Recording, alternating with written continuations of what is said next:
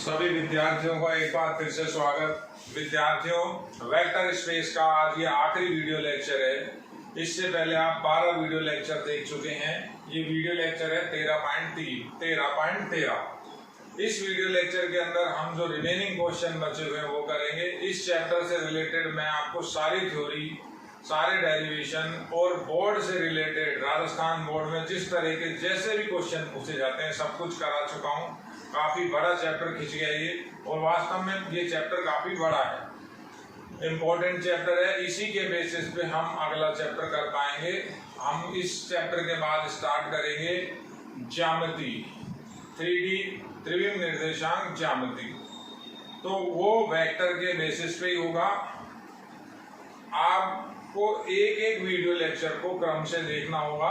देखिए, अब question answer की बात इसमें भी अपन चालू कर रहे हैं। क्वेश्चन लिखा हुआ है, कह रहा है A cross B, A vector cross B vector एक ब्रैकेट में cross C vector equals to A cross अगले ब्रैकेट में बी क्रॉस सी। ये तो दिया गया है। तो कहता है सिद्ध कीजिए सी क्रॉस ए एक ब्रैकेट में उसका क्रॉस प्रोडक्ट बी वेक्टर से इक्वल्स टू 0।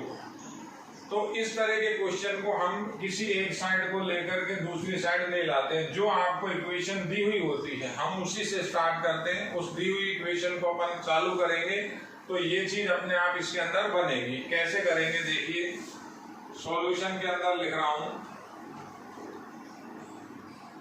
आपको, दिया गया है गिवन दैट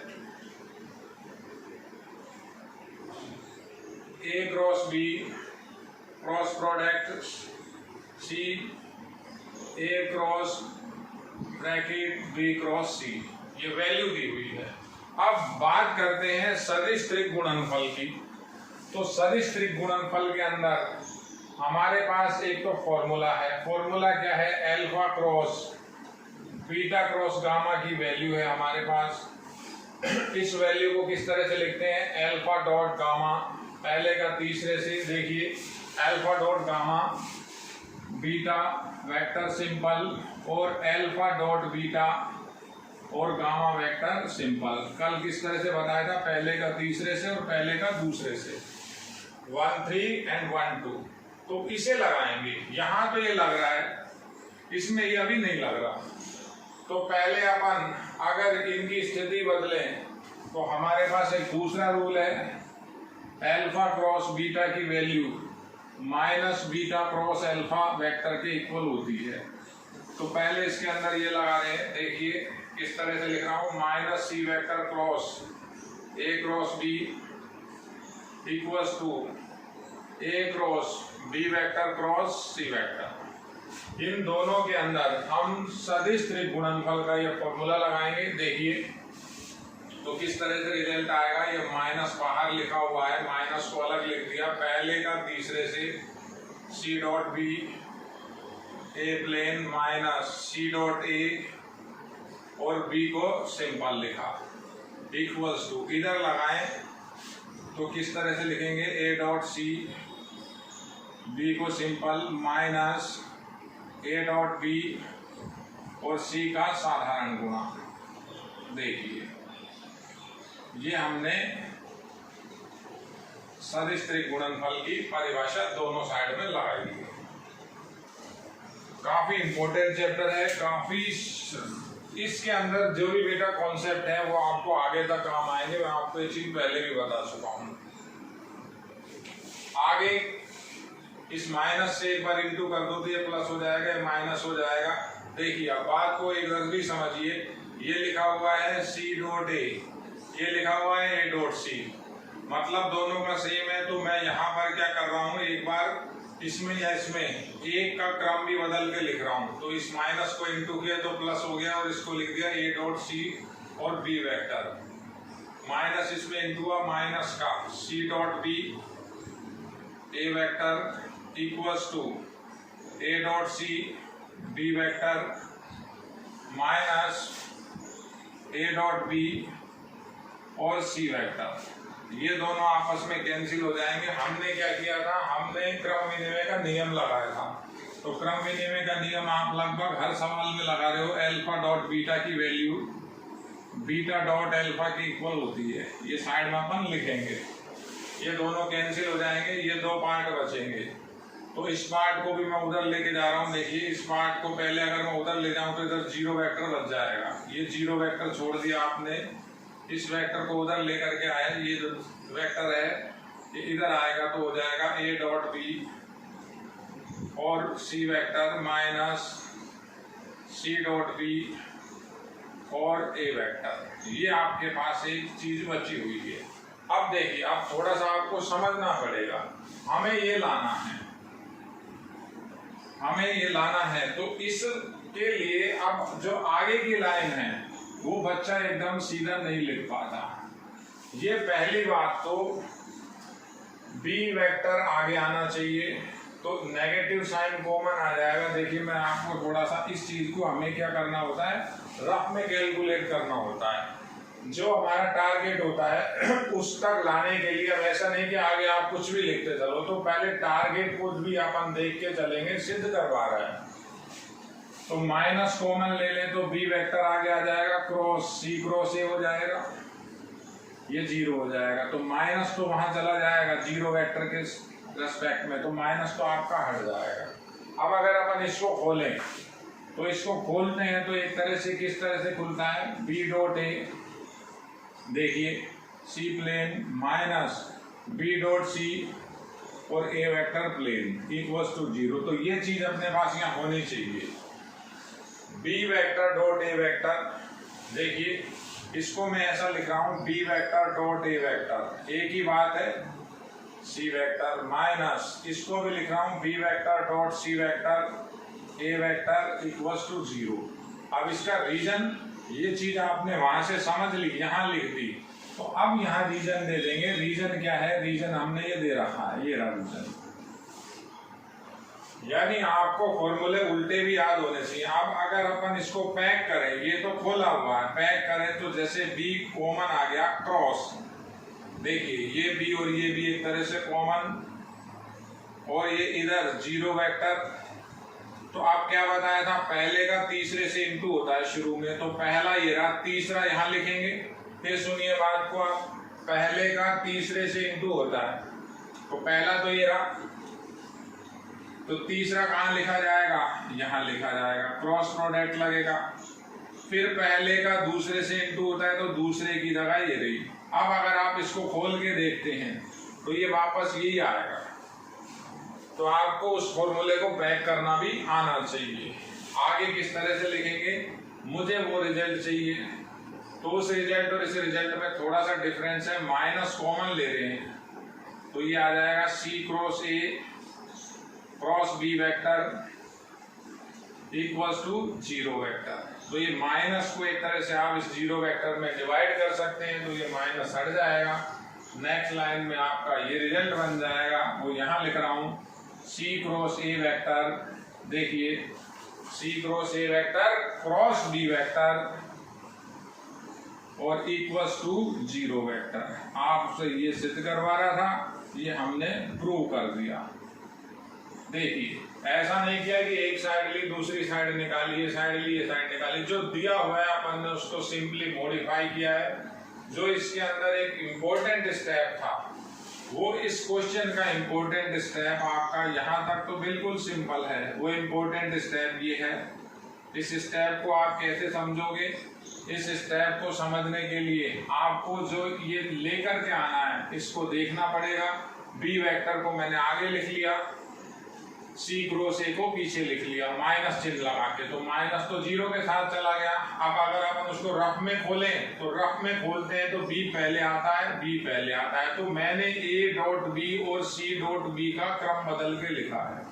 देखिए ये क्रम बदला है दोनों का, तो यहाँ क्या बताया है, क्रम विनिमय का नियम है। देखिए कि काफी इंपॉर्टेंट क्वेश्चन है। इसके बाद देखिए बेटा अगला क्वेश्चन,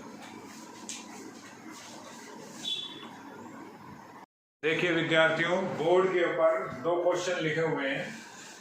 दोनों क्वेश्चन काफी छोटे हैं, इसलिए एक साथ कर लेंगे अपन। पहले से कर लेते हैं, फिर हम इसे करेंगे।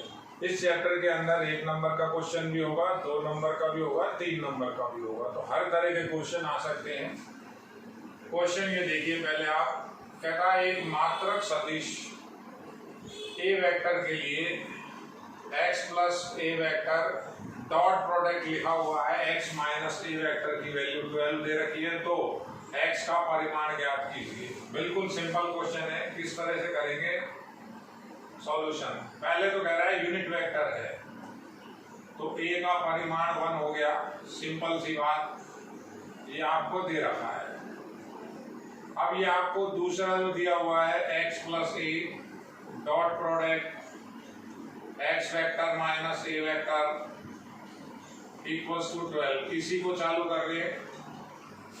बिल्कुल सिंपल है, इसी को हम स्टार्ट कर रहे हैं, इंटू करेंगे, सॉल्व करेंगे, x का परिमाण हमारे पास आ जाएगा। कैसे इंटू होगा देखिए, जैसे इसका इंटू इससे करेंगे तो डॉट के साथ होगा, क्लियर लिखना है, x vector dot x vector, फिर x वेक्टर का dot product minus A vector से किया था तो माइनस बाहर आ गया था, ए वेक्टर का डॉट प्रोडक्ट x वेक्टर से किया और माइनस, ये माइनस हो जाएगा ए वेक्टर डॉट ए वेक्टर, ये हो गया 12।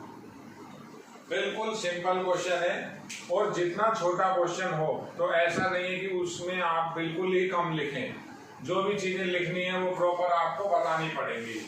अब 2-3 इसके पास हमारे पास गुणधर्म है, वो गुणधर्म यहाँ लगा रहा हूँ, एल्फा डॉट एल्फा, हर बार ये काम आता है, एल्फा वेक्टर के परिमाण का वर्ग होता है, तो ये कहाँ कहाँ लग जाएगा, एक इसके अंदर लग जाएगा, तो ये हो जाएगा x वेक्टर के परिमाण का वर्ग, यहाँ हो जाएगा माइनस, इसकी वैल्यू अगर देखेंगे तो क्या हो जाएगा, a वेक्टर के परिमाण का वर्ग। अब देखिए इन दोनों में सबसे पहले हम इनको सीधा नहीं काटना है, कैंसिलेशन सीधा नहीं होगा, पहले आप बताओगे कि जो डॉट प्रोडक्ट है वो क्रम विनिमय के नियम का पालन करता है, तो उसको पहले बता रहे हैं, उसको भी साइड में लिख देते हैं। एक कंडीशन और है वो भी बता देता हूँ, एल्फा डॉट बीटा की वैल्यू बीटा डॉट एल्फा होती है।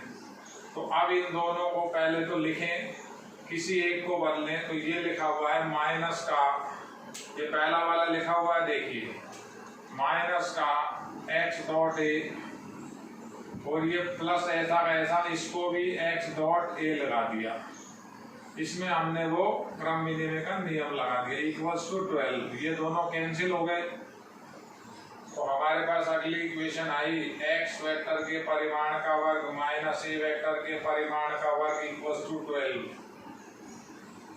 ए वेक्टर का परिमाण 1 दिया हुआ है, 1 का स्क्वायर 1 हो जाएगा, 13 हो जाएंगे, तो x के परिमाण का वर्ग माइनस 1 इक्वल्स टू 12, x के परिमाण का वर्ग बराबर आ गया कितना, 13, तो x का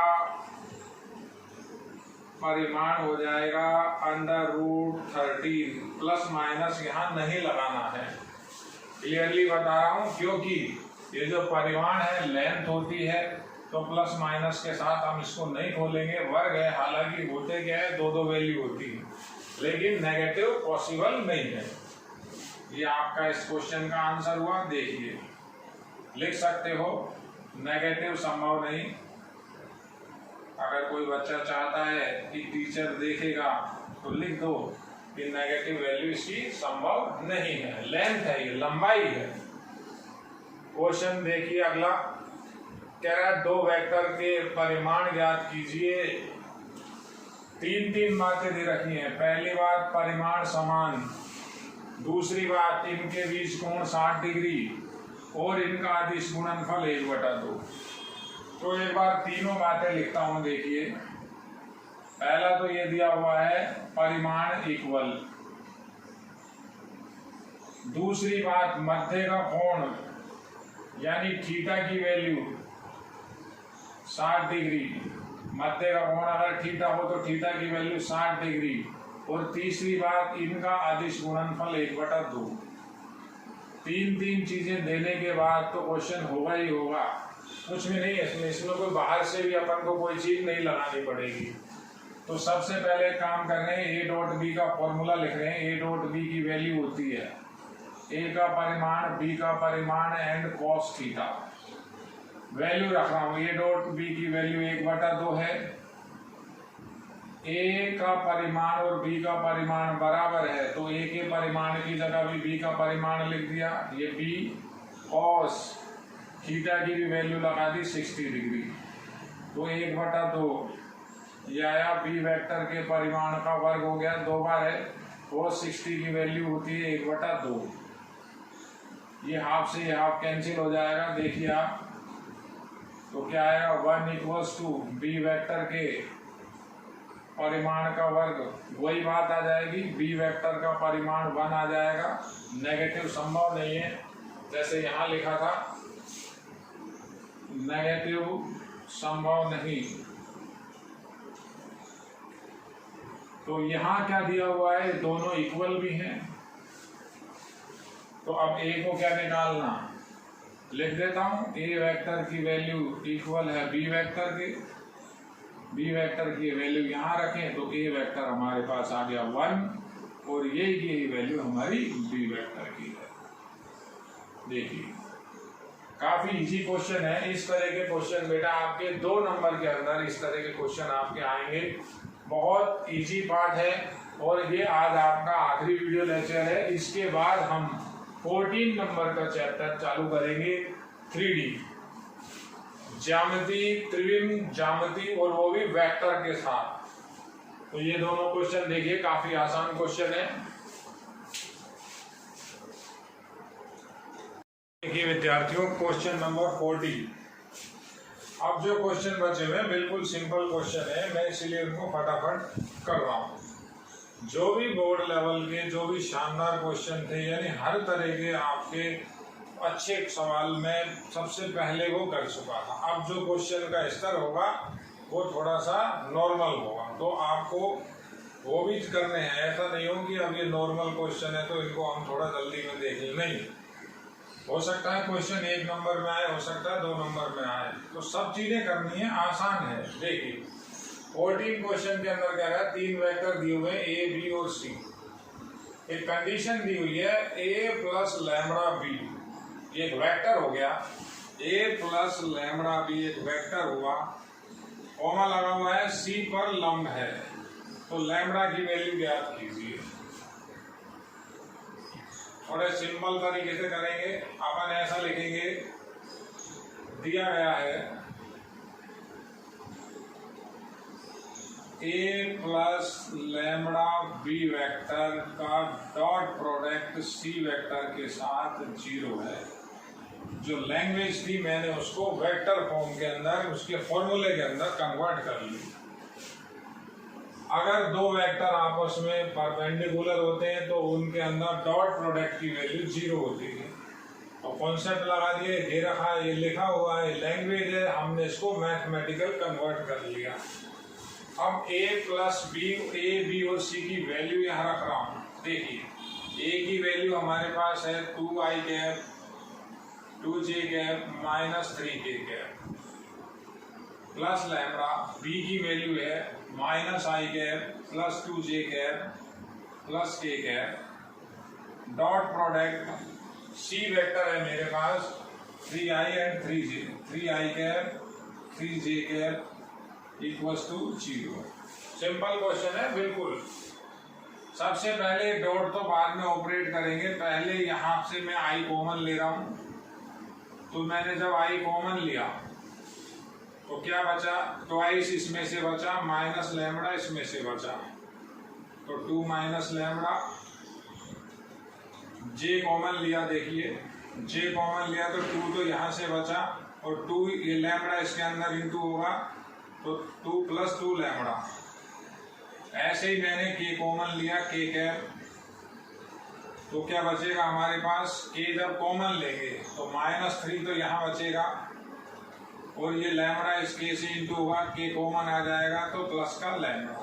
डॉट प्रोडक्ट है 3i cap and 3j cap. देखिए अब एक वेक्टर इधर है, एक वेक्टर इधर है, ये भी घटकों के रूप में है, वो भी घटकों के रूप में है। तो सिंपल इंटू करें, आई डॉट आई की वैल्यू 1 होगी, जे डॉट जे कैप की वैल्यू 1 होगी, के डॉट कैप कैप की वैल्यू 1 होगी। बाकी के सारे इसके अंदर 0 हो जाते हैं, 0 के हो जाते हैं, बाकी के वेक्टर लंबवत हो जाते हैं।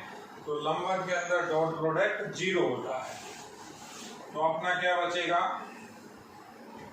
2 माइनस लैम्डा का इंटू किससे होगा, इधर 3 से, प्लस 2 प्लस 2 लैम्डा का इंटू किससे होगा, वहां भी 3 से, फिर प्लस माइनस 3 प्लस लैम्डा का इंटू, ये के का गुणांक है, तो वहां के का गुणांक नहीं है, के का गुणांक नहीं है, यानी के का गुणांक 0 है। नहीं होने का मतलब ये होता है, मैं इसको ये लिख सकता था, चाहो तो ऐसा लिख सकते हो।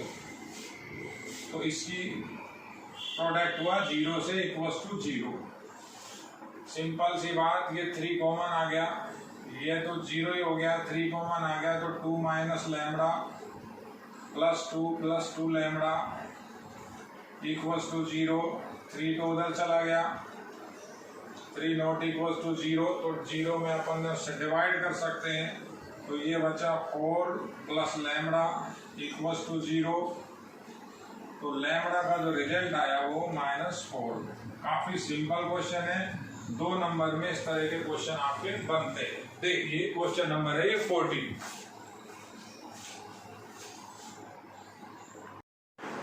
देखिए प्यारे बच्चों, क्वेश्चन नंबर 41 लास्ट क्वेश्चन है ये।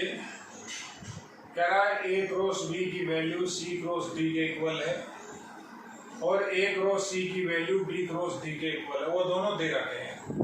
तो कहता है सिद्ध कीजिए A माइनस D वेक्टर और B vector minus C vector आपस में समानांतर है, पैरेलल है। किस तरह से करेंगे, समानांतर की कंडीशन के अंदर आपको मैंने बता रखा है, अगर 2 वेक्टर आपस में समानांतर होते हैं तो उनका जो सदिश गुणनफल होता है वो 0 वेक्टर के इक्वल होता है। अब सदिश गुणनफल ही क्यों लगा रहे हैं, क्योंकि मेरे पास यहाँ जो ये दिया हुआ है इसमें भी आपका सदिश गुणनफल लगा हुआ है, क्रॉस प्रोडक्ट लगा हुआ है। समानांतर के अंदर मैं डॉट प्रोडक्ट भी लगा सकता हूँ। अगर समानांतर होते हैं तो मैं ऐसा भी सिद्ध कर सकता हूँ, इसको इसके किसी अक्षर की सहायता से इन दोनों को बराबर भी दिखा सकता हूँ। देखिए समझिए, समानांतर में अब कई बच्चे कहते हैं कि सर ऐसी भी तो कंडीशन है कि ए वेक्टर जब बी वेक्टर के पैरेलल होता है तो हम ये भी तो लिखते हैं, ये बात भी सही है। तो ये जो फंडामेंटल होता है, ये आपका जो फंडामेंटल जनरेट होता है एक तरह से, ये डॉट प्रोडक्ट के अंदर जल्दी काम आता है। मेरे को क्रॉस प्रोडक्ट भी काम में लेना है, तो क्रॉस प्रोडक्ट भी काम में लूंगा। तो मैं अगर 2 वेक्टर को पैरेलल बता रहा हूं तो पैरेलल कैसे सिद्ध होते हैं, जिन दोनों का क्रॉस प्रोडक्ट अगर 0 वेक्टर आ जाता है तो हम कह देते हैं कि ए वेक्टर है जो पैरेलल है बी वेक्टर के, यानी ए वेक्टर और बी वेक्टर आपस में समानांतर है। देखिए किस तरह से करेंगे, ये भी काफी अच्छा सवाल है। सॉल्यूशन, पहले तो इन दोनों को लिख रहा हूं, ए क्रॉस बी की वैल्यू सी क्रॉस डी के और ए क्रॉस सी की वैल्यू इक्वल है बी क्रॉस डी के। ये 1 डाल लेते हैं, ये 2 डाल लेते हैं, ये आपको दिया हुआ है, इसको आप यूज में ले सकते हो, काम में ले सकते हो। अब मैं लिख रहा हूं, मुझे समानांतर सिद्ध करना है दोनों को, तो मैं इन दोनों का क्रॉस प्रोडक्ट चालू कर रहा हूं, कुछ भी नहीं बताऊंगा, बाद में लिखूंगा लैंग्वेज। अब लिख रहे हैं तो A dot A minus D cross product B minus C vector मैंने स्टार्ट किया। देखिए एक साइड से कैलकुलेशन चलेगी, इसको 0 वेक्टर बनाना है आपको। 0 वेक्टर किससे बनेगा, इन दोनों की हेल्प ले लो, 0 वेक्टर बन जाएगा। कैसे इंटू करेंगे, देखिए इस ए का इंटू इससे क्रॉस लेते हुए ए क्रॉस बी, फिर ए का इंटू इस सी से इस क्रॉस को लेते हुए तो माइनस ए क्रॉस सी, क्रम का भी ध्यान रखना होगा। इस डी का इंटू इससे minus D cross B vector, और ये माइनस माइनस प्लस हो जाएगा, प्लस डी क्रॉस सी वेक्टर। देखिए आप, मैंने केवल और केवल इनटू किया है। अब क्या लिख रहे हैं, यहां काम में लेना है। ये देखिए ए क्रॉस बी, मैं आपको बड़ा क्लियर बता रहा हूं, ये ए क्रॉस बी लिखा हुआ है, ये ए क्रॉस बी है, ये सी क्रॉस डी के इक्वल है। तो सी क्रॉस डी मेरे पास अभी है नहीं, मेरे पास है डी क्रॉस सी। तो देखिए मैं पहले इनको इसकी पेयरिंग के साथ लिख रहा हूं, a cross b plus D cross c, इनको मैं एक साथ लिख देता हूं। उसके बाद मेरे पास ए क्रॉस सी है, यहां से मैं माइनस कॉमन ले रहा हूं, तो ये ए क्रॉस सी हो गया, माइनस कॉमन हुआ था तो प्लस हो गया, ये हो गया डी क्रॉस बी। अब चेंजेस क्या करेंगे, देखिए ए क्रॉस बी तो एज इट इज, इस डी क्रॉस सी की जगह माइनस लगा के लिख सकते हैं हम सी क्रॉस डी। इसकी वैल्यू बाय 1 से ये उधर चला जाए, जीरो वेक्टर हो जाएगा, इसकी वैल्यू रखें, दोनों सेम हो गए तो जीरो हो जाएगा, माइनस ये ए क्रॉस सी को ऐसा कैसा लिखा रहने दें, यहां भी माइनस लगाएं, इसका बी क्रॉस को आगे लिखें और डी को पीछे लिखें। रीजन आप साइड में लिख सकते हो, रीजन क्या है, alpha vector cross beta vector की value minus beta vector cross alpha vector के इक्वल होती है। अब ए क्रॉस बी माइनस ये सी क्रॉस डी की वैल्यू भी ए क्रॉस बी है, ऐसा कर लो, इसको भी ए क्रॉस बी लिख लो, ये ए क्रॉस सी लिखा हुआ है, ये बी क्रॉस डी की वैल्यू भी ए क्रॉस सी है, इसको भी ए क्रॉस सी लिख दिया। किया क्या था, 1 व 2 से मान रखे, इन दोनों की वैल्यू रख दी मैंने, एक इसकी वैल्यू रख दी, एक इसकी वैल्यू रख दी, लिख दिया बाय 1 और 2, 1 व 2 को मैंने काम में लिया है, सिंपल। तो ये क्या हो गया अब आपका, ये जीरो वेक्टर हो गया, ये वेक्टर में से वेक्टर माइनस होगा तो जीरो नहीं आएगा, खाली जीरो वेक्टर आएगा, माइनस लगा हुआ है, ये वेक्टर में से ये वेक्टर गया, जीरो वेक्टर हो गया, तो अगेन एक जीरो वेक्टर आ गया। अब मैं लिख रहा हूं, यहां इस रीजन को लाकर लिख रहा हूं, ए क्रॉस डी और बी क्रॉस सी का जो हमने सदिश गुणनफल निकाला, शून्य वेक्टर आ गया, बिल्कुल आया, शून्य वेक्टर हो गया। तो इजीली अपन कह सकते हैं, तो ए डी व minus B C, A D व बी वेक्टर माइनस सी वेक्टर जो आपस में कैसे होंगे, किस तरह के हो जाएंगे, ये जब दो सदिशों का सदिश गुणनफल शून्य होता है तो वो दोनों सदिश आपस में पैरेलल होते हैं। अब रीजन क्या है इसका, रीजन दोनों के बीच का एंगल जो होगा सेम होगा, पैरेलल के लिए एंगल सेम, तो सदिश गुणनफल में साइन थीटा, थीटा की वैल्यू 0, तो सारी चीज वहां से 0 हो जाएगी, दिशा रहेगी, लेकिन दिशा भी कैसी हो जाएगी, जीरो वेक्टर की दिशा हो जाएगी। तो ये रीजन बता रहे हैं, ए वेक्टर माइनस डी वेक्टर व B vector minus C vector परस्पर समानांतर सिद्ध हुए। देखिए इस तरह के क्वेश्चन आपके राजस्थान बोर्ड में काफी आ चुके हैं, ये भी इम्पोर्टेंट क्वेश्चन है, 3 अंक के अंदर, 2 में भी आ सकता है, ऐसा कोई हार्ड एंड फास्ट रूल नहीं है। देखिए बेटा, क्वेश्चन नंबर है 41।